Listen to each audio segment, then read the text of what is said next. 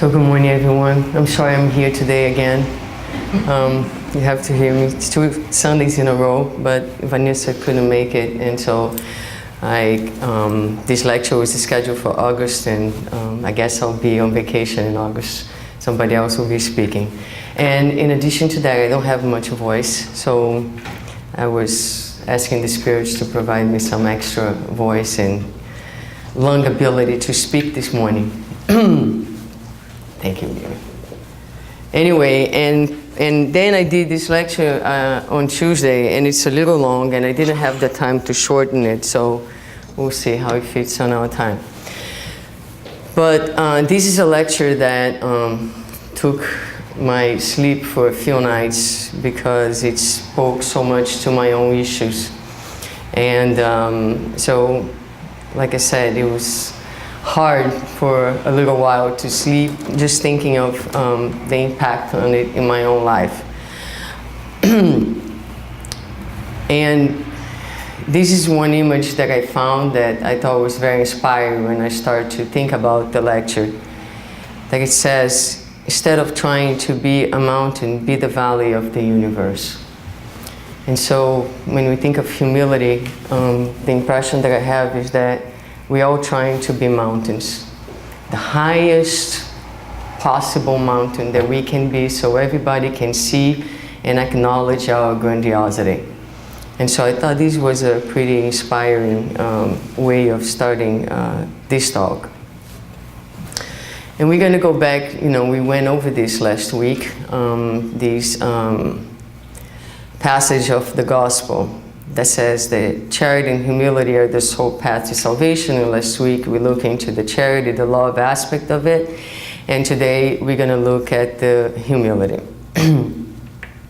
Okay, so it's the sole path to salvation. And salvation is an idea that we find in many religions, in Christianity as well. So we're all trying to achieve the kingdom of heaven.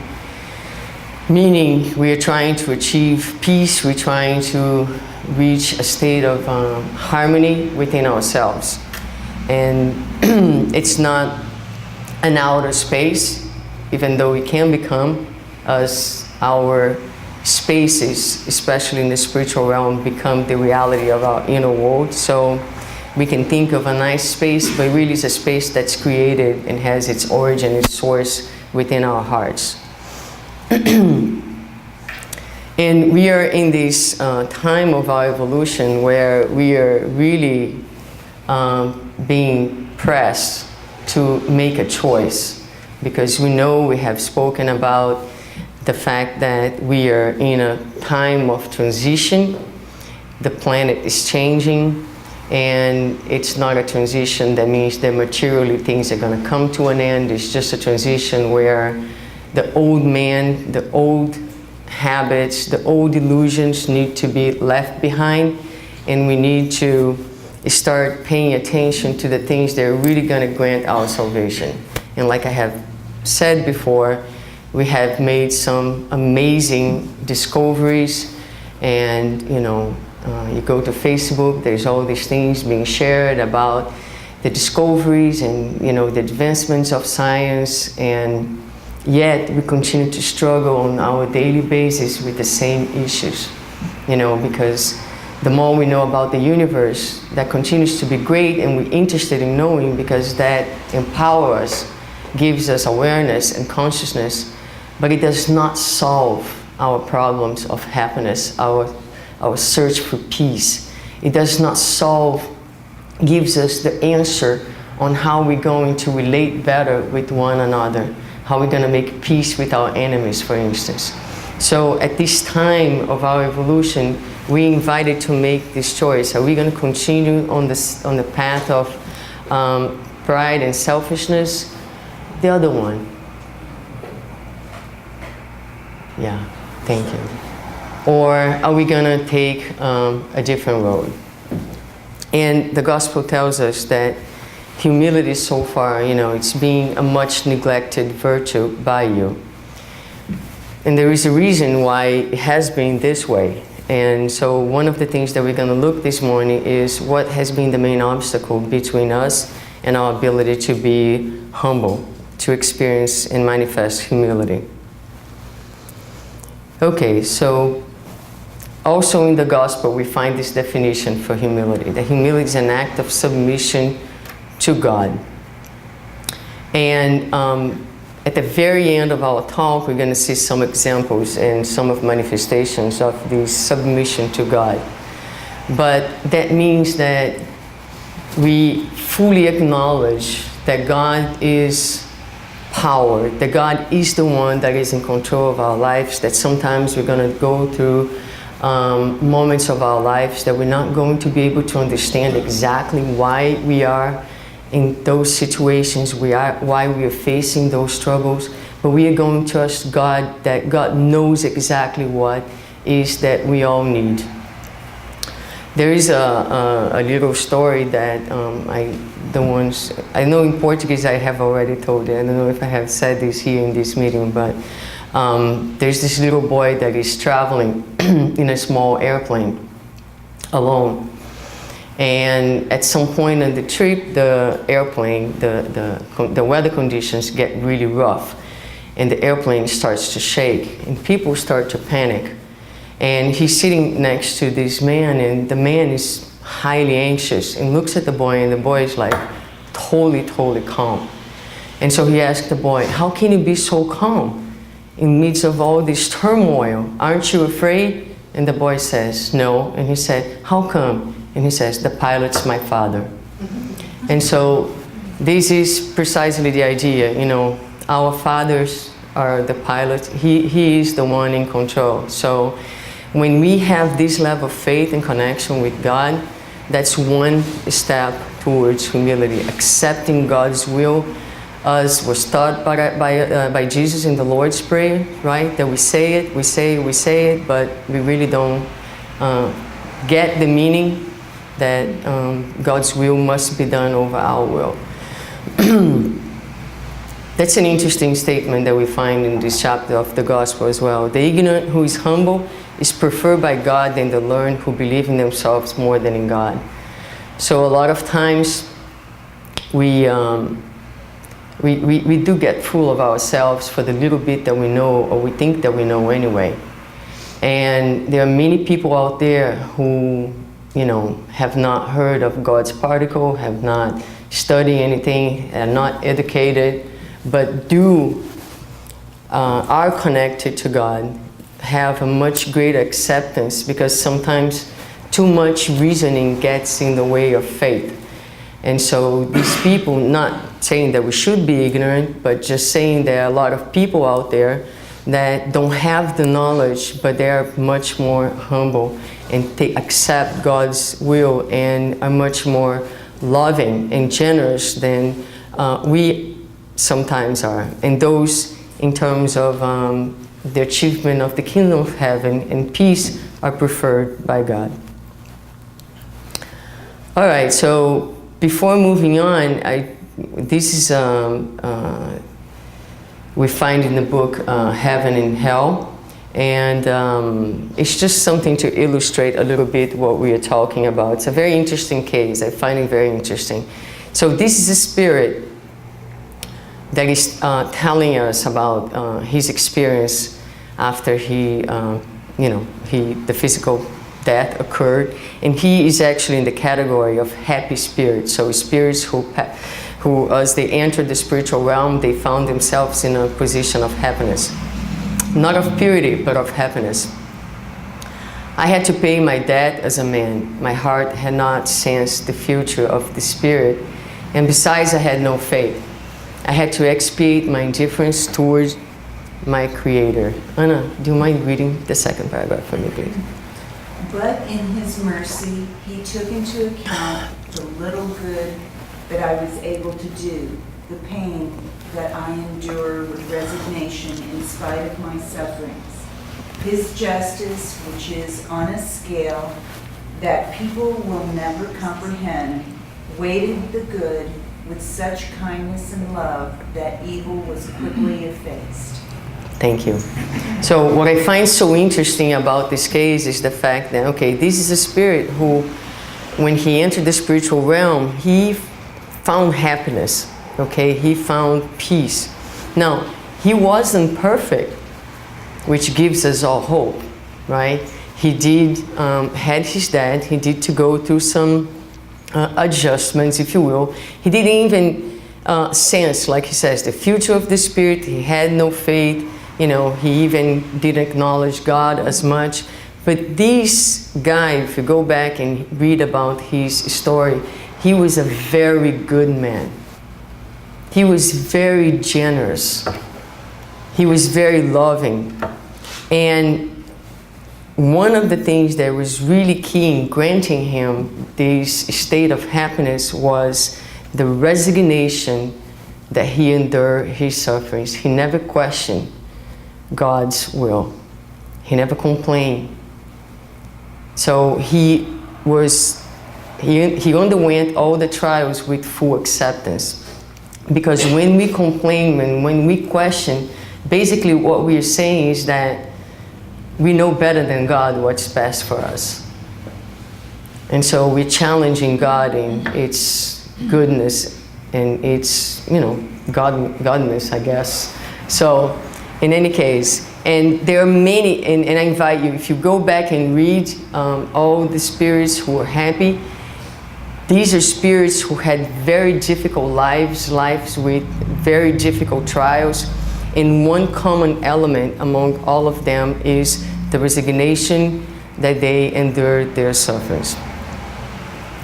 All right, so in this chapter in the Gospel, Blessed are the Poor in Spirit, Jesus invites us to manifest humility in many different passages. And this chapter brings a few of them. There are many other passages in the Gospel where we can find this invitation. But here are the ones that we find in this chapter.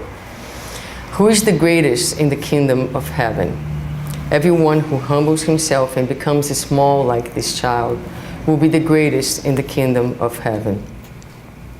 Let him who wants to be the first among you be your slave, just as the Son of Man has not come to be served, but to serve.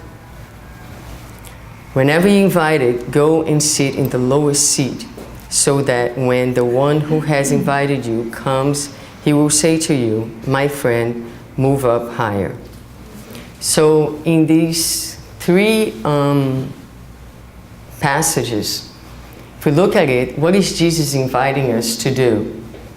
He's inviting us to be small, be slaves, servants, and to take the lowest seat. So he's really inviting us to diminish ourselves, right? I mean, and how does that compare with the ways that we seek to feel in our daily lives? We want to take the best seat, right? We want to be acknowledged. We want to be adored. And his invitation is first really to diminish ourselves. That's a very, very challenging invitation. And that's kind of what took my sleep away. You know, it's like, how can I do this in my life, right? And we'll go into that a little bit. So anyway, what is he really inviting us to diminish? So Alírio Cerqueira Filho, who's a psychologist and spiritist, he has written several books. And in one of them, he does an analysis of the human ego. And he says that the human psyche is composed of the self and the ego. Now, when he talks about the ego, he will define the ego as an inheritance from primitivism and instinctive life related to survival. And he speaks about the self, about the essence being surrounded then by these layers of ignorance that compose the ego. What he tells us is that the ego is not a bad or a good thing, it's neutral, it's just the result, the outcome of a being who is evolving and just coming out of this phase of primitivism where instinctive life is predominant because we must survive. And so as we evolve, the ego becomes the result, the natural outcome of many lives where we were much closer to being animals than to being humans. In other words, like I said before too, when we think about instinct and ego, it's more like not so much a right and wrong thing, but just our need to survive, our need to prevail. And then he says that the path for enlightenment is you take this ego that equals to ignorance, lack of knowledge, and you transform through self-knowledge into being. So the process of spiritual growth is a transformation of the ego into being. So this morning I was, took my shower, and then I put this necklace on that I like a lot. It has an S on it, right? And S for Susanna. But I will confess to you that sometimes when I look at the S, it just looks like the S that's Superman. and then I look at it and like, I like that, you know? And it just happened this morning, like an hour ago, right? And I'm like, oh my God, I'm such a big trouble, right? And so, but that's the process. Again, we're gonna transform this ego. That's again just a natural outcome of our evolution through self-knowledge. And the example is to show what is the process of self-knowledge. It's acknowledging where you are and transforming into being. The problem is that in this process of evolution, we tend to feed the negativities of the ego. So let's look at the ego a little bit, because when I started, I said, why is humility such an ignored virtue by us? Because we are very egoic beings still, so it's very difficult to manifest that, because in order to manifest humility, we need to shrink the ego like Jesus invited us to do. Okay, so some of the characteristics of our personalities, some personalities that are clear manifestations of the ego, is people who live in a state of self-pity, because in this self-pity you are negatively feeding the ego. You feel so sorry for yourself all the time. You're such a victim of everything, and in that sense you are, or you think you are. It just feeds, it gives you a sense that you are something, even if something is a miserable way of being. Perfectionism is also a very easy way to think of the manifestation of the ego, because none of us is perfect. But we try to be perfectionists. I mean, when we try to be perfectionists, you are not leaving space to be human. Be human is to have a space in your life to commit errors and not to suffer as a result of that. Because if God wanted us to be 100% perfect from the very beginning, He would have created us like that. But that's not how we were created. So when we try to do something and we don't accomplish that, that's the human in us. That's okay. What's not okay is to ignore it or to persist in it. What we need to do is just to embrace the fact that we are humans. We embrace the fact that errors are part of our lives and try to do better the next day. That's an act of love. A lot of times in life we suffer. There is the pain of the normal situation, and there is the suffering that comes because we want to be more than we are. We don't fully accept us in our humanities. Spiritists have this very bad habit of wanting to be perfect tomorrow. And that brings a lot of suffering a lot of times. And so it's an act of humility to embrace the human in you. So people are trying to be pure spirits, like really, really fast. And we haven't really learned how to be humans yet. Because what makes us humans is the fact that we acknowledge God, is the fact that we have a moral sense, is the fact that we have the ability to think, and in thinking and feeling, we should be able to override our instincts and should be able to act in loving ways. So before trying to be an angel, would be a good idea to try to be humans. And you know, martyrdom, Puritanism, I cannot talk about them all, we wouldn't have time. Some of the negativities of the ego that we feed in this process: hate, selfishness, pride, anger. We're going to talk about anger a little bit more. Resentment, depression, anxiety, violence, fear, jealousy. All these feelings are what we call the negativities of the ego. They make the ego bigger.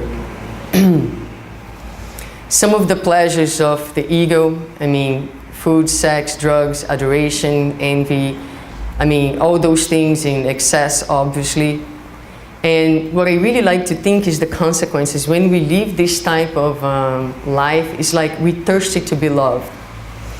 And you go and you see the ocean, all that abundance of water, and you drink from it, but you're drinking from the wrong source, because that's salty water.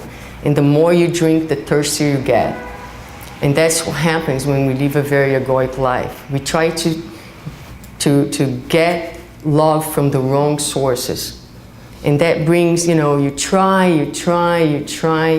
and at the very end of the day, all you find is that same emptiness, that same thirst, you know, and that really drains your energy. So if the ego relies so much on others to adore you, you seek that adoration in other people, in relationships, in whatever, you know, you're gonna get so frustrated, so tiring, because no one can adore you if you don't love yourself in first place. So it needs to come from within you, and then you get so frustrated, so angry at people, and so tired. So it really decreases our vitality and you know, doesn't feel the emptiness that we bring inside. Okay, so if, like I said, it's the enlightenment path is a path of, oh well, good morning. It's not your spirit walking here, right, Douglas? Because you sent a text message saying that you didn't come, so I'm just trying to see if it's you or you. Yes? Okay. So, the transformation path. So, to transform the ego into the self. So I brought 3 different ideas in order to achieve that. One is awareness. Awareness is basically what we are doing here. Part of reaching awareness is studying, is reading, is seeking the information. And the gospel is an excellent source for that. So here's some ideas that I pick up from this chapter in the gospel. Jonathan, can you read for me, please? Blessed are the poor in spirit. Awareness. All humans are equal to the divine scales, and only their virtues distinguish them from one another in God's eyes. All spirits are one and the same essence, and all bodies are made of the same substance. Titles, names, positions, wealth, all remain in the grave. Charity and humility are the spirit title of nobility. So that's a simple passage, but reminds us of something very important, that we all equal under God. And even though we know that, that's not our experience every day out there. You know, a lot of times we see people who do horrible things. We don't like to think that they're like us. We feel that they're different than us. And they might be in a different moment in their evolution, a different level of awareness. But under God, He is as loved as each one of us is. For God, there's no difference. For God, every person that we may experience and see as evil is His creation, is His child. And He has the same potential to love, for happiness that each one of us has. And so, when we seek awareness and we read the gospel or any, enlightening reading, that helps us to reconnect with these ideas. And when we think of people, when we think of others, to try to see in them what they really are. Not where they are momentarily, but who they are.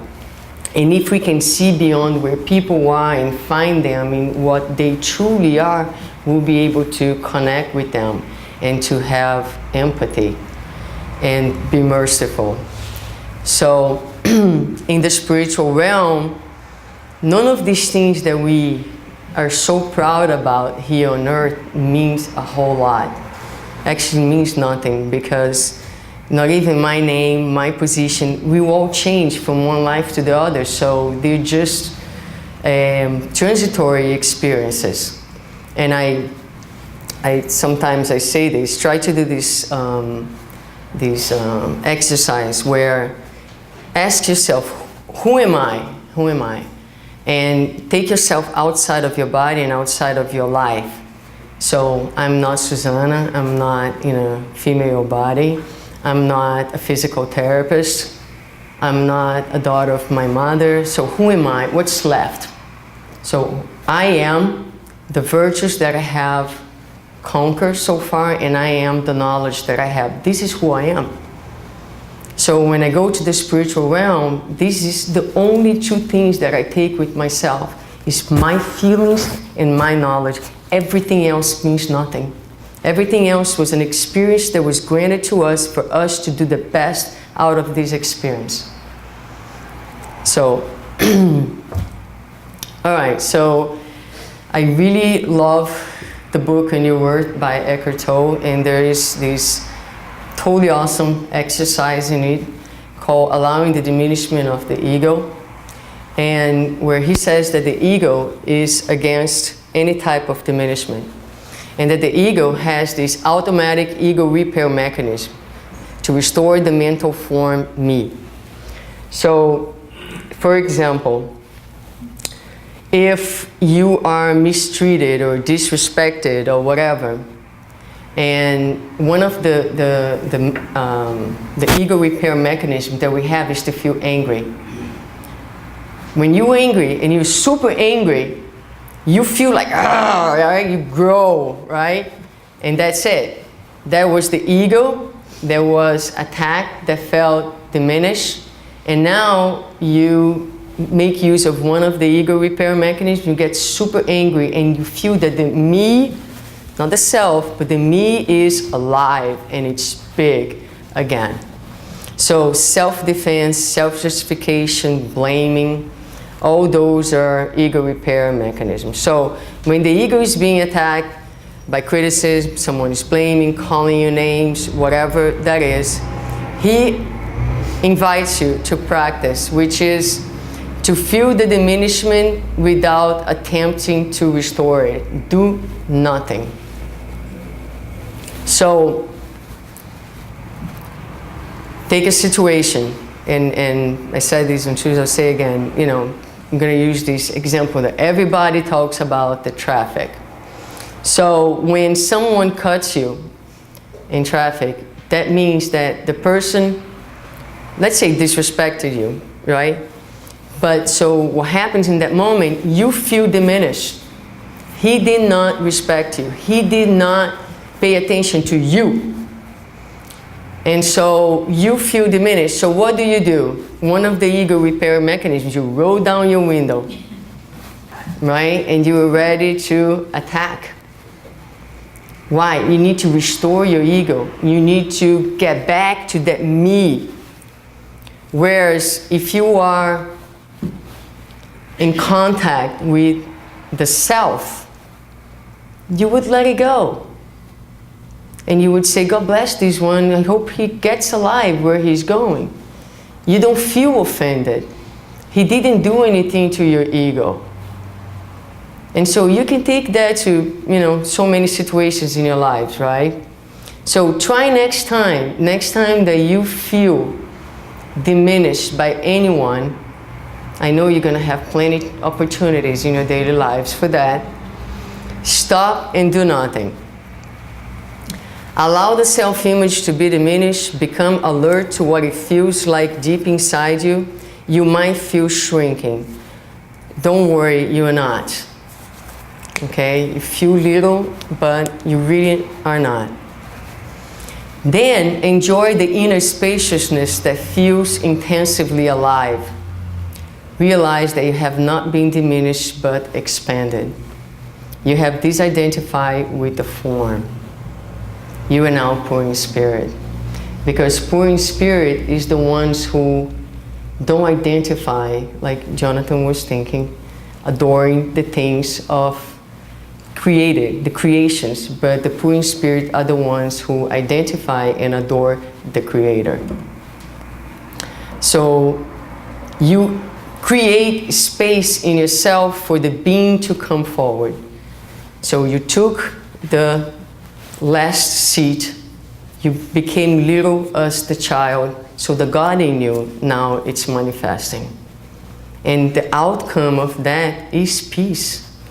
Because when you roll down that window, you also got your adrenaline system going on, and you were ready to fight. But if you just keep going and focusing and just feeling sorry for that person that still disrespects, when you don't do that anymore, right? So you just remain peacefully in your path. A few other suggestions to deal with the ego.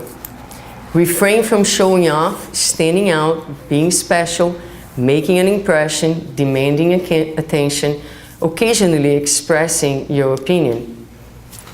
We must say what we think all the time. We must impose our thoughts and truth all the time. Can we let it go once and just practice the diminishment of the ego? This one I put for myself. Try to be a week off Facebook. Right? And see what it feels, what this feels like. Initially it might feel like this, right? You want to be ready to like scream. But it's an exercise, it's a very difficult exercise. All these things are very difficult exercise. And when I finished doing this lecture, I was talking to myself, I was like, I have to find a way of disappearing, because I was like, I need to disappear. And I was like, maybe I'll just stop talking. And, but you know, we were just joking. And because the biggest challenge is to continue to do everything that we're doing, because we want to do things well. We have tasks and missions, but to do that and still be able to understand that, it's still be able to remain connected with the self and not use. A lot of people use spiritism. A lot of speakers will use this place here to promote the ego. A lot of people are not very successful in their professional lives, in other realms of their lives, and they make spiritism a career. And in other religions too. So this is not a place for the ego. It cannot be. Sometimes it will be, but we need to work on the awareness, and you know, and this is, being here is actually the opportunity to get the work done, basically, and for each one of you in the aspects of your lives. And the final piece is acceptance, and this is a very, very important one. So these are from the from the Gospel. I'm going to ask you guys to read for me. Maybe Abraham, can you read the first one, please? Sure. Blessed are the poor in spirit, acceptance, misery. Poor creature, you are a mother. Your children are suffering. They are cold and hungry, bent under the weight of your cross. You go on and humiliate yourself so they might have a piece of bread. Oh, I bow down before you. How nobly, holy, and great you are in my eyes. To the poor and oppressed who trust in him, God gives the kingdom of heaven. Okay, so there in this chapter of the Gospel there are several passages, and this is how the Spirit, this is a very advanced Spirit, is talking to this woman who many times to us is literally nobody, right? So someone, a mother who is begging on the street, I mean, it's very difficult for us to feel that she can be in any place higher than we are. But here she is. I mean, for this Spirit who gave us this message, he tells us, oh, I bow down before you, you nobly holy and great you are in my eyes. because she's undergoing her trials, and she is conquering levels of virtues that are many times unknown to us still. This is the case of poverty. Sandra? Poverty. And you, young maiden, poor child, given to work and privation, why such thoughts? Why do you weep? Lift your gaze, pious and serene to God, who provides food to the little birds, the noise of parties, the pleasures of the world make your heart beat fast. You would love to adorn your head with flowers and mingle with the wealthy of this earth. If you knew how many sobs are muffled under the noise of that joyous orchestra, you would prefer your humble solitude and your poverty. So again, and going back to Jonathan, the initial reading, so many times we adore the things of this world, And here are the spirits, telling us that a lot of times a more simple life, and that doesn't mean that we need to give away everything. It's how we live, right? And where our values are. But he's telling us basically don't go carried by the illusions of this happiness. Stick to your path and go through what you need to do. And this is one of the things that Spiritism offers clearly to us, is what the future life is about and what can we expect. And from that certainty, we can gather the strength to undergo our trials and to accept God's will. Amanda? Injustice. All of you who endure human injustice, be indulgent with the wrongs of your brothers and sisters by remembering that you yourselves are not exempt from reproach. If you suffer slander, bow your head under the trial. What does the world's slander matter to you? To courageously bear humiliation from others is to be humble and to recognize that only God is great and powerful. Now that would be a very difficult one to do, right? Because every time we are humiliated, we feel extremely diminished and we must do something.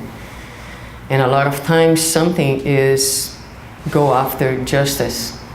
And a lot of time justice means revenge. We're going to talk about that this Saturday. So here the invitation is, what does that mean to you? What does that matter to you? Right? Your deal is with you and God. Let it go. Let it go. It's not worth it. Why are you feeling so humiliated?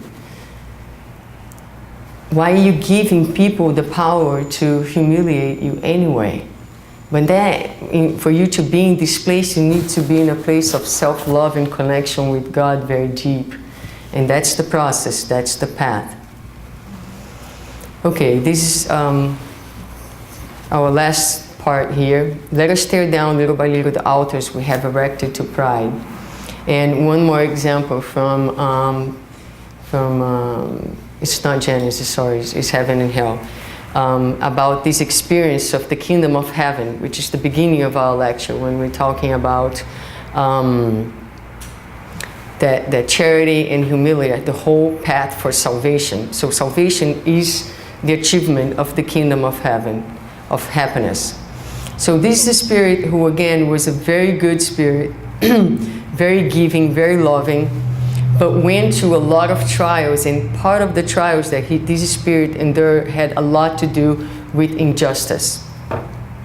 So this is what he says. Jean, read for us, please. Blessed are the poor in spirit.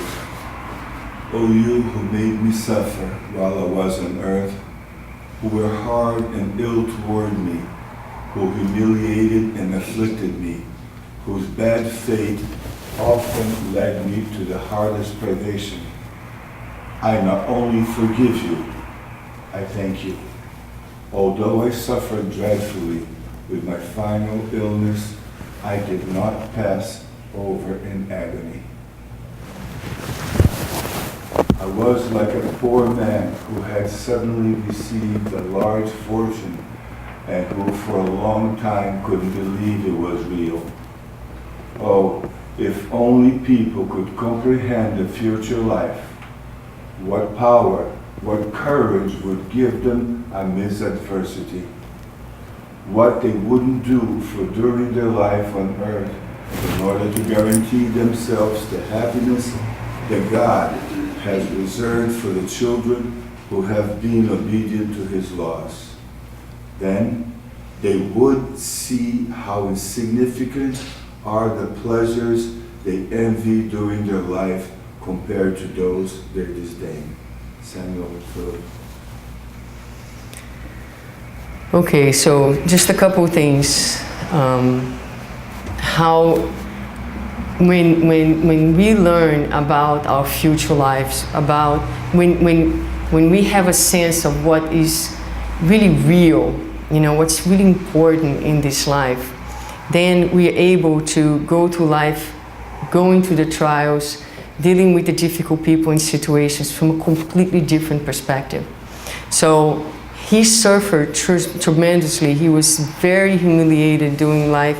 And here he is now in the spiritual realm, not only forgiving, but thanking those who did that. And go to the book and read it. It's pretty amazing. He will talk about how they gave him a chance to practice patience, to practice acceptance, so they became instruments of his own happiness, as opposed to instruments of his downfall, because he could have just acted in the ways that we act most of the way, right? With our egos fighting back. But no, he let it go and not only forgave, but thanked the ones. And the description of the kingdom of heaven, I was like a poor man. He had a life of suffering, a life of privations. Now he feels rich. He can't describe. He says, I don't have words to describe what it feels like, what it is, this new reality that I'm entering. He couldn't even believe that it was real. He was totally like in awe with this new world that opened up in front of him. And he says, if you could just understand what the future life is about, and I think this is again a key piece in spiritism, because in many other religions we will talk about the kingdom of heaven, but it's a very abstract idea. People don't know exactly what it is like and what it feels like, but spiritism will teach us that our lives goes on, that we continue to work, that we continue to love, that we continue to grow, that we continue to interact, that nothing is lost, and that we're going to experience as much happiness as we're able to build today, right here and right now. So if we can connect, and here's where awareness kicks in, and here's where learning and studying and understanding how the spiritual reality works gives us this hope, this faith, is something to look forward, is what holds us a lot of times when it feels like everything is opening under our feet. There is this place that you can hold. It's firm and it's going to take you to a better moment in your life.